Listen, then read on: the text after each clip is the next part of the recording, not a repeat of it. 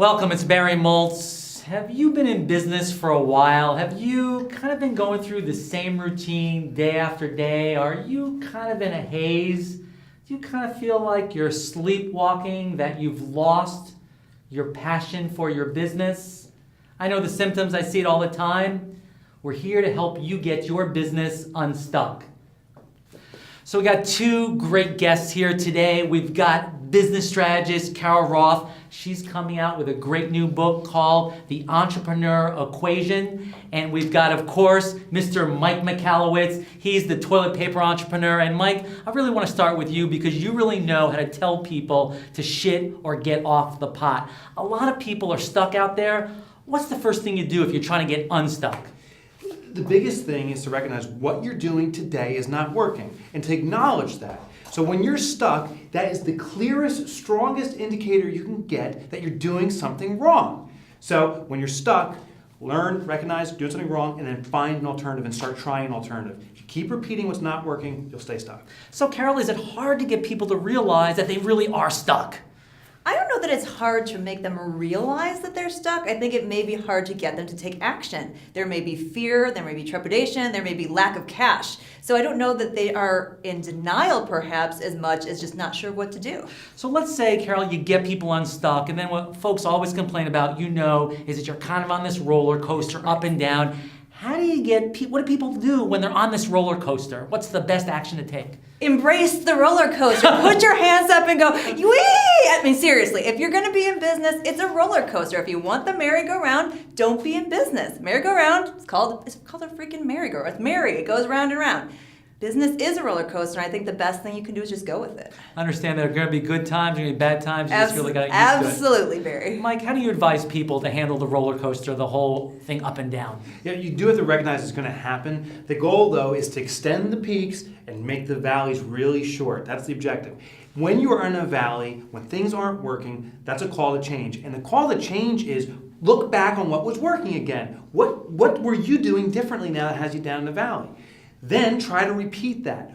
Or if you're doing the same thing and it's dying, that's again a call to action to try something new. So when you're down in a valley, you're doing something that's wrong. Look at your past successes and try to replicate them. If that doesn't work, look for new alternatives, but do not keep doing the same thing.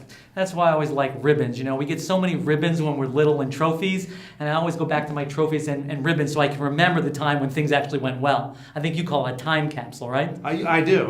Now, the ribbons just brought up a story. I was in a horseback riding contest, and as a kid, I got a blue ribbon. I was all excited. Well, for kids, the blue ribbon's last place. So it was hysterical. For years, I was celebrating this until my mom told me I got last place. Sometimes you got to take whatever you can get. I just had to share that aside because that was my valley. So Carol, there's a lot of folks out there saying, listen, you don't understand. I'm stuck because my business really is low or has run out of cash. Right. What do you do?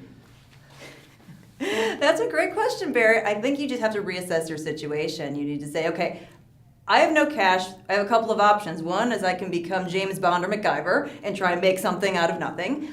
Or say, well, gee, I'm going to look at the whole portfolio I have here and maybe it's time to get a job. And I think the most important thing they can do is really look at the risks and rewards and say, right now is what's in front of me good enough? Is there enough rewards, not just financial, but quality of life rewards for it to justify the risks? And if it does, then you're going to find a way to make it happen.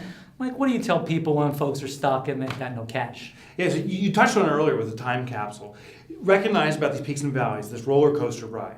When you are at the highest point, I recommend write yourself a note motivating yourself for your lowest point. Because, and Carol mentioned this offline before, motivation comes from your inside. You can have external forces, but the decision's inside. And when you hear a message from yourself that's enabling, it'll get you rolling again. So when you're stuck, if it's no cash or whatever it is, look at your high times and open that note you left for yourself. And if nothing, it'll kick in your ass and moving forward again. Yeah, but you can't take that note and you can't cash that at the bank. So you have to be aware of that too.